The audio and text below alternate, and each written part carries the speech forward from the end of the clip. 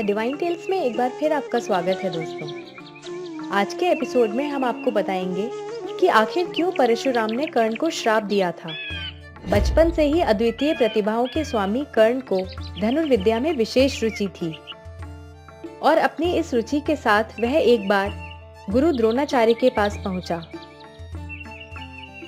परंतु द्रोणाचार्य ने यह बोलकर मना कर दिया कि मैं एक राजगुरु हूँ और केवल राजकुमारों को ही शिक्षा प्रदान कर सकता हूँ। कर्ण के पुनः विनती करने पर गुरु द्रोण ने कहा कि सूत पुत्र का कार्य सारथी बनना है, अस्त्र शस्त्र चलाना नहीं। कर्ण को गुरु द्रोण के ऐसे शब्द सुनकर क्रोध आया और उसने प्रतिज्ञा ली कि वह ब्रह्मांड के सर्वश्रेष्ठ गुरु से शिक्षा प्राप्त करेगा और द्रोणाचार्य के शिष्यों से भी बेहतर धनुर्धर बनेगा। तत्पश्चात कर्ण की भेंट भगवान परशुराम से हुई।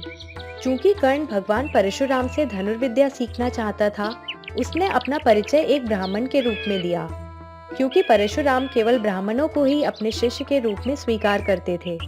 परशुराम ने कर्ण को अपना शिष्य बना लिया और अपनी सारी विद्या कर्ण को दी।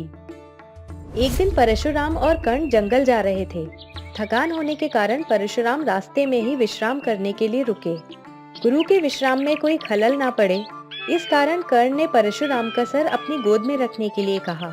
विश्राम के मध्य में एक कीड़ा कर्ण की जांघ पर काटने लगा, परंतु कर्ण परशुराम की निद्रा को भंग नहीं करना चाहता था, इसलिए उसी मुद्रा में बैठकर दर्द सहन करता रहा। कीड़े ने काटते हुए उसकी जांघ में बहुत गहरा घाव कर दिया, जिस कारण रक्त बहने लगा। धीरे धीरे रक्त की धार परशुराम के शरीर तक पहुंची और उनकी नींद खुल गई। परशुराम ने देखा कि उनके आसपास बहुत सारा रक्त है। उन्होंने पूछा, यह किसका रक्त है? कर्ण ने पूरी बात परशुराम को बताई। तब परशुराम ने कहा, तुम ब्राह्मण नहीं हो सकते। कीड़े के घाव करने पर भी तुम बिना हिले डुले बैठे रहे, ऐसा तो केवल एक क्षत्रिय ही कर सकता है। बताओ तुम कौन हो? तब कर्ण ने बताया कि वह एक सूत पुत्र है। तब तक परशुराम को ज्ञात हो चुका था कि कर्ण एक क्षत्रिय ही है।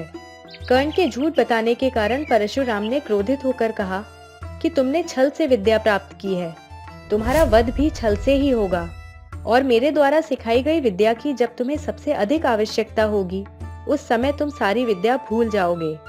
तो दोस्तों, यह कारण था कि भगवान परशुराम ने कर्ण को श्राप दिया। आशा है आपको आज का वीडियो पसंद आया। बताने के लिए लाइक करें, कमेंट करें और साथ ही हमारे चैनल को सब्सक्राइब करना बिल्कुल ना भूलें। धन्यवाद।